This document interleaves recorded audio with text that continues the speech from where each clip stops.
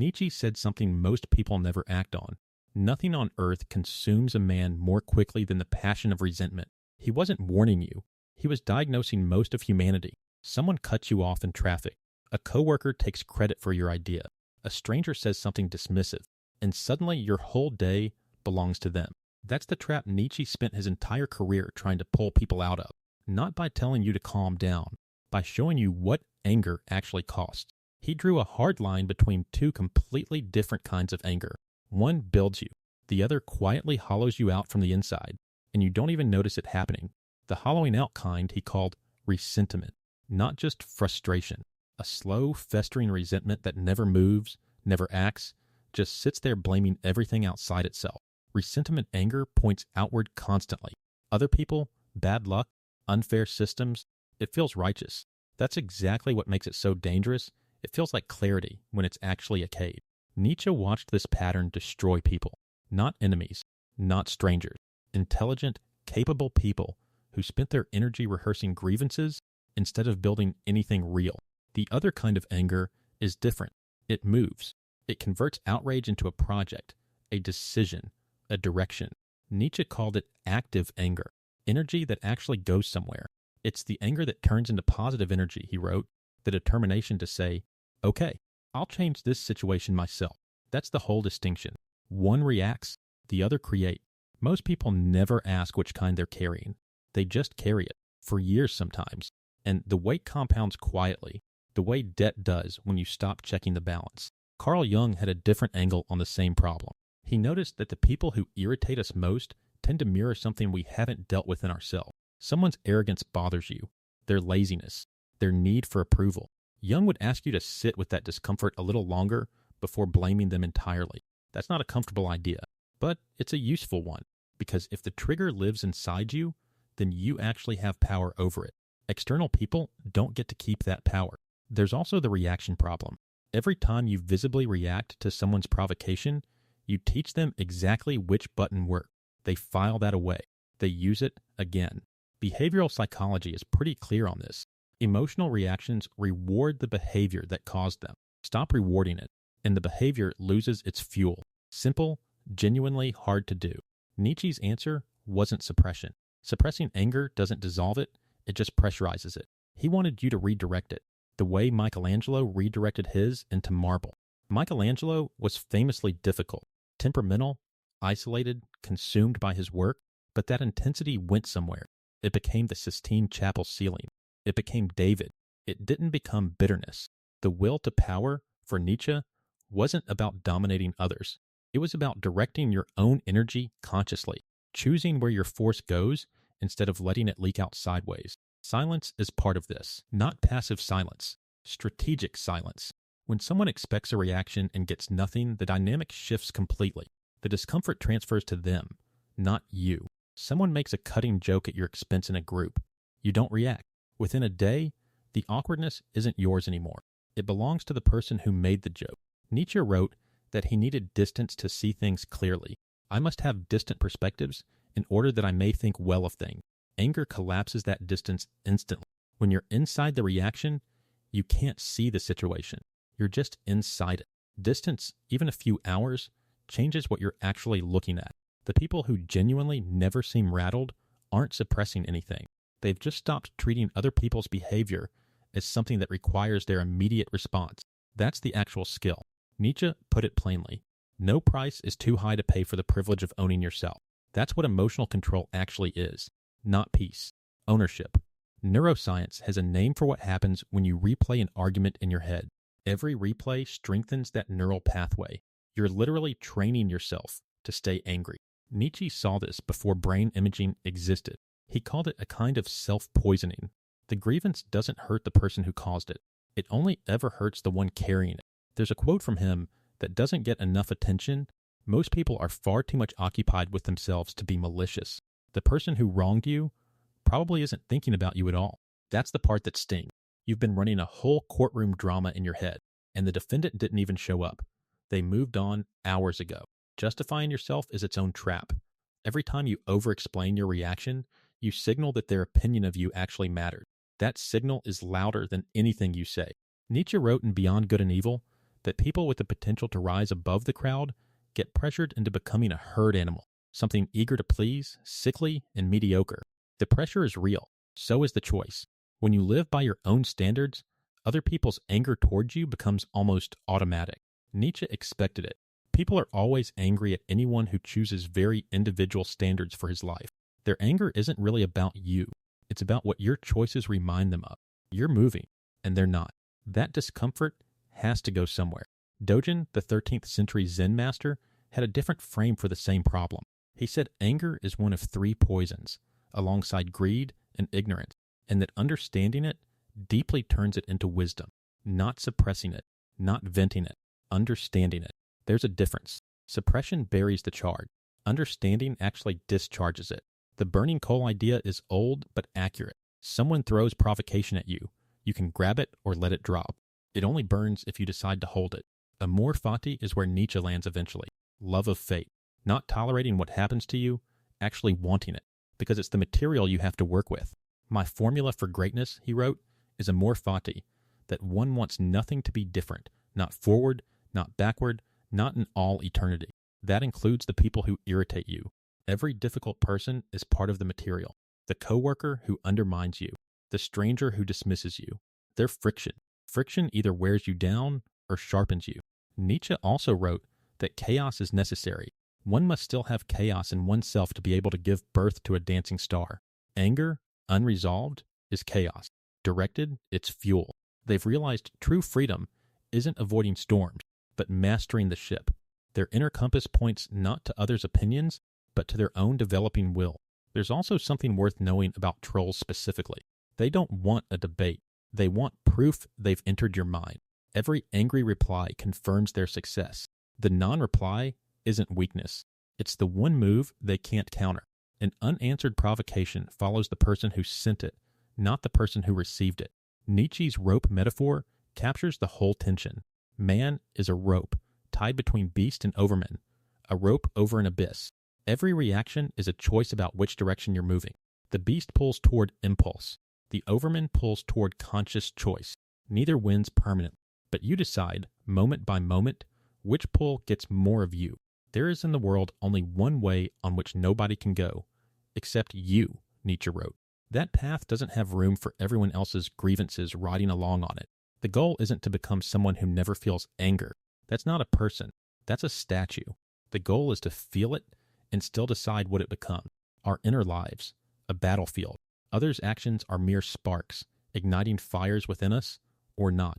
The power is in choosing the fuel, not the flame. Widen that gap and you change everything. Not your circumstances, not other people, just the distance between what hits you and what you do next. That distance is the whole game. Nietzsche wrote in 1881 that corrupting a youth is simple. Teach them to value those who think alike over those who think differently. Conformity is the first anger factory.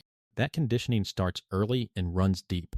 By adulthood, most people can't separate their genuine reactions from the ones they were trained to have. So when someone violates your expectations, you're often not angry at them.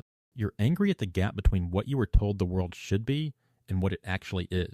Marcus Aurelius worked this out from a different direction. He kept asking himself, is this thing actually harmful, or does it only feel harmful? Most provocations fail that test. The feeling of being wronged and the fact of being wronged are two completely different things. Anger treats them as identical. That's where it starts lying to you. Nietzsche also noticed something about greatness specifically. The concept of greatness entails being noble, wanting to be by oneself, being able to be different, standing alone. Solitude isn't a punishment. Most people experience solitude as loneliness because they've never learned to be good company for themselves. That discomfort gets misread as something someone else caused. Bertrand Russell put it plainly. Impulses need harmless outlets, not suppression, not explosion. An outlet, something that absorbs the charge before it finds a human target. Walking is one of the more underrated ones. Creative output measurably improves by around 60% during walking. The body moving seems to unstick what the mind keeps circling. Nietzsche himself walked obsessively through the Swiss Alps. He drafted much of Thus Spoke Zarathustra on foot. The philosophy literally came out of movement, not from sitting still stewing. He who fights with monsters might take care lest he thereby become a monster. That's the one most people skip past. Sustained anger reshapes the person carrying it. You start mirroring the behavior you resent, the micromanaging boss you despise, and then notice yourself micromanaging, the critical parent, and then hear their words in your own voice. That's the monster problem. Prolonged focus on what you hate pulls you toward it, not metaphorically, behaviorally, measurably, over time. We have art in order not to die of the truth, Nietzsche wrote. That sounds dramatic until you realize he meant it practically. Creation is how you survive what you can't change. The people who convert anger into output aren't calmer people. They're people who found a container big enough to hold the charge without it spilling onto everyone around them. Nietzsche's quote about dancing gets misread constantly. Those who were seen dancing were thought to be insane by those who could not hear the music. It's not about joy. It's about operating on a frequency others can't access. When you've redirected your anger into something real, other people's provocations start landing differently. They're still throwing coal. You're just not standing there with your hands open anymore. To live is to suffer. To survive is to find some meaning in the suffering. That's not pessimism. It's the most practical thing Nietzsche ever said about why difficult people are actually useful. The difficult person who cost you something forced a decision. You either found a way through or you didn't. Either way, you learned something about your own architecture. He who has a why to live can bear almost any how. That includes the how of being dismissed, undermined, or ignored. The why makes the how irrelevant. The person with no clear direction treats every slight as a crisis because they have nothing larger to absorb it. The slight becomes the whole story. Nietzsche's final word on this isn't a quote. It's a pattern across everything he wrote. The people who stopped being rattled aren't the ones who stopped feeling. They're the ones who got busy with something that matters to them specifically, not a distraction, a direction. Those are different things, and the difference is exactly what resentment can't survive. You have your way. I have my way. As for the right way, the correct way, and the only way, it does not exist. Once that lands, other people's anger about your choices stops requiring a response.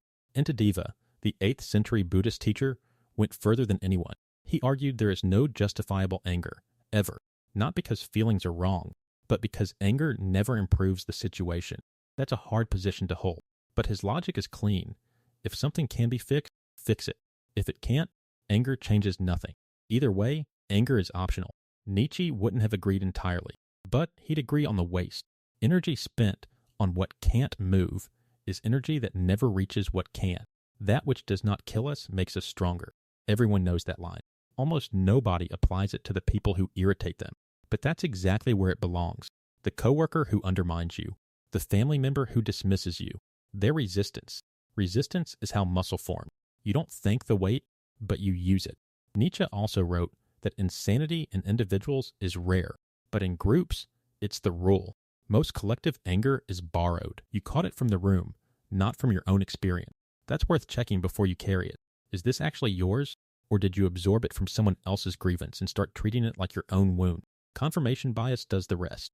Once you decide someone wronged you, every neutral thing they do starts looking like evidence. The case builds itself. None of it is real. The secret for harvesting from existence the greatest fruitfulness and the greatest enjoyment is to live dangerously. Comfort doesn't produce anything. Neither does resentment. Only risk does. Living dangerously, for Nietzsche, meant choosing your own values over borrowed ones. That's the actual danger, not recklessness. Authorship, by reacting, you surrender your own compass. You let their storms dictate your ship's course, not your true north. In individuals, insanity is rare, but in groups, parties, nations, and epochs, it is the rule. The angriest voices in any room are usually the least individual one. The loudest anger is almost always group anger, wearing a personal face. Strip the tribe away, and half of it evaporates. The rest you can actually work with. Charles Bukowski put it differently. Before society got to you, you were something else. The anger you feel at being reshaped is legitimate. What you do with it is the question. The answer Nietzsche kept returning to was creation, not as therapy, as the actual point. Making something is the only move that permanently converts the charge. Every difficult person you've ever encountered left a residue. The question is whether that residue becomes bitterness or material. You decide that, not them. Nietzsche spent the last decade of his productive life in near total isolation, ill, largely unread. He kept writing anyway. The audience he was writing for hadn't been born yet. That's the long game. not winning the argument, not getting the apology, building something that outlasts the person who provoked you. That's the only revenge that actually works. The person who controls your reactions controls a piece of your life. The day you stop handing that out freely is the day the math changes entirely. You don't need to become unreachable. You need to become expensive to provoke. Make the cost of getting a reaction from you higher than most people are willing to pay. Nietzsche's whole architecture points here, not to a calmer person, to a more directed one, someone who knows where their energy is going and guards it accordingly. The anger doesn't disappear. It gets a job. And a person with a job for their anger is genuinely difficult to rattle because there's nowhere for the provocation to land. There is always some madness in love, but there is also always some reason in madness. Even your worst reactions contain information. The question is whether you read it or just feel it. If this shifted something for you, share it with someone who needs it. And if you want more of this, subscribing takes 2 seconds and costs you nothing. That's a good trade.